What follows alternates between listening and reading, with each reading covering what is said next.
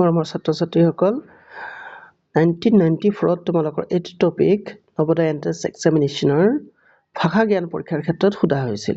এইটোক মই সলভ কৰাই ইয়াত থকা কোৱেশ্চন আনসাৰখিনি তোমালোকক বুজাই দি আছো, তোমালোকে লক্ষ্য কৰা।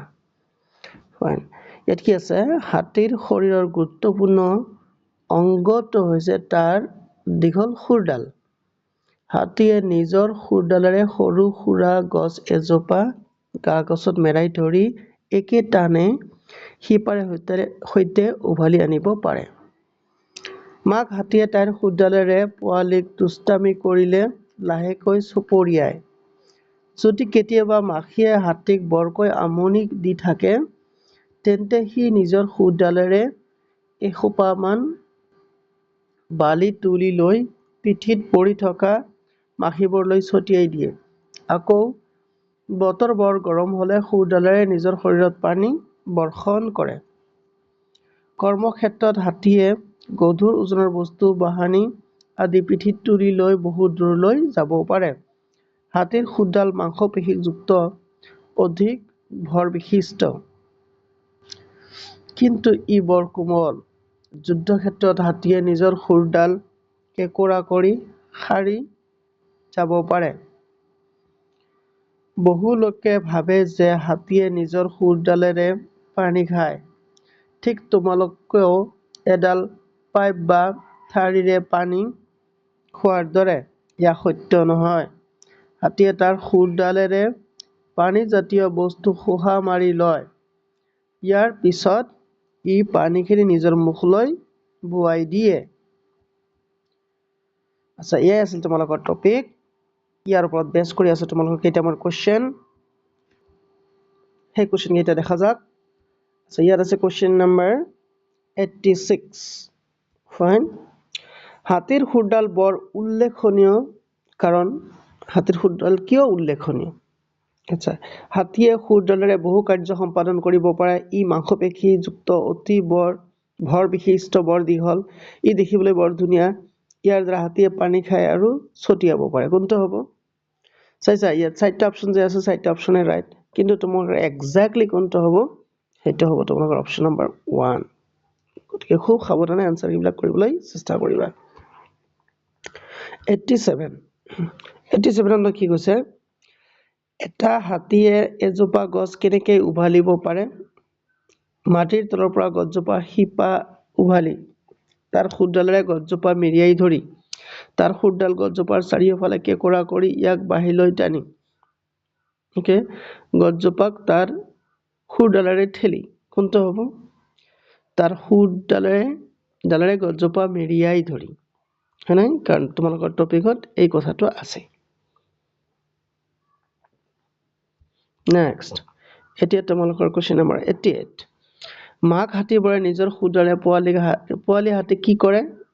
তাৰ প্ৰতি মৰম দেখুৱাই পানী বৰ্ষণ কৰে, তাৰ গাৰ পৰা মাখিবোৰ খেদি দিয়ে, গছৰ একোটা টুকুৰা তুলিবলৈ শিকায়। কোনটো হ'ব?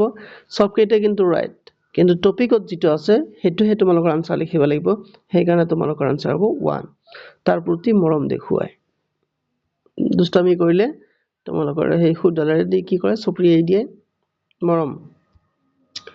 Fine, question number 89। যুদ্ধক্ষেত্ৰত হাতীয়ে ইয়াৰ খুৰডাল কেঁকোৰা কৰি সাৰি যাব পাৰে। কাৰণ কিয় যাব পাৰে? ই যুদ্ধ ভয় কৰে। ই এইদৰেই যুদ্ধ কৰে। ইয়াৰ খুৰডাল বৰ নৰম। ইয়াৰ খুৰডাল বৰ দীঘল। এবাৰ কোনটো হ'ব? ই এইদৰে যুদ্ধ কৰে, এটা আছে। ইয়াৰ খুৰডাল বৰ নৰম।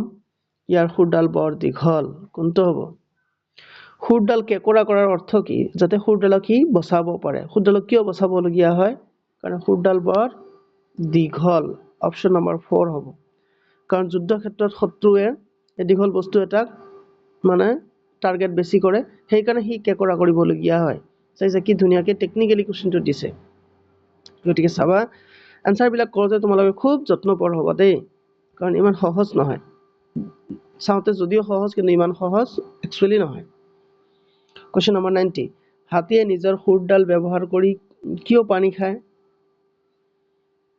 আচ্ছা নিজৰ মুখত পানী ঢালিবলৈ এটা কি হ'ব পানী ছটিয়াবলৈ ঠাৰিৰ দৰে খাবলৈ আমি যিদৰে খাওঁ নিজৰ মুখত পানী ঢালিবলৈ তাৰপিছত পানী শোষা মাৰিবলৈ হাতীয়ে নিজৰ খুৰডাল ব্যৱহাৰ কৰি কিয় পানী খায় পানীত শোষা মাৰিবলৈ নিজৰ মুখত পানী ঢালিবলৈ চাইছা এই দুটা কিন্তু প্ৰায় একেই আনসাৰ আৰু সঁচাই এই দুটাই সঁচাই কিন্তু এই দুটাৰ ভিতৰত কোনটো হ'ব তোমালোকক এইটো আনসাৰ দিব লাগিব নাম্বাৰ 2 নিজৰ মুখত পানী ঢালিবলৈ কাৰণ ই শোষা মাৰে ঠিকে কিন্তু ঢালে ক'ত মুখত সেইকাৰণে তানে সুৰেৰে শোষা মাৰে কিন্তু মুখত সি ঢালি দিয়ে ইয়াৰ যোগেদি সেইকাৰণে তোমালোকৰ নিজৰ মুখত পানী ঢালিবলৈ এইটো ৰাইট হ'ব আচ্ছা আশা কৰিছোঁ তোমালোকে ভিডিঅ'টো বুজিব পাৰিছা আৰু পাৰিলে লাইক কমেন্ট শ্বেয়াৰ কৰিবা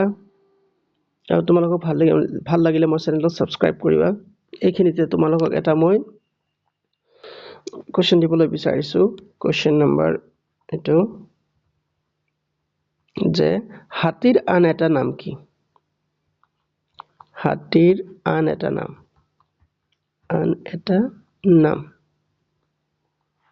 তোমালোকক অপচন কেইটা মই দি আছো ইয়াত হাতীৰ আন এটা নামৰ অপচন 1 নম্বৰ হল তোমালোকৰ গড় 2 নম্বৰ হস্ত 3 নম্বৰ হস্তি okay 4 নম্বৰ হস্তিনা